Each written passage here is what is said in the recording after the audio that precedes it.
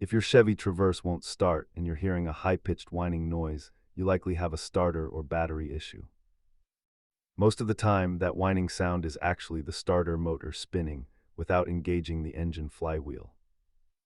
Before you call a tow truck, let's walk through the diagnostic process to find the exact culprit.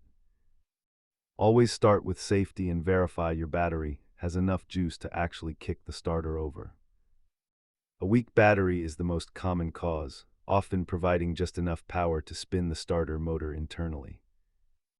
On the Chevy Traverse, check the ground straps and the fuse box for any signs of water intrusion or corrosion.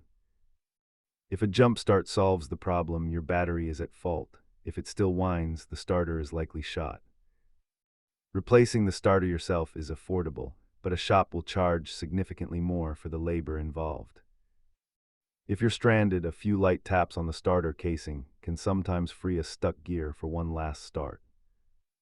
You'll only need basic hand tools and a multimeter to verify the electrical system before swapping parts. Never underestimate the power of a clean connection. Corrosion can mimic a total mechanical failure.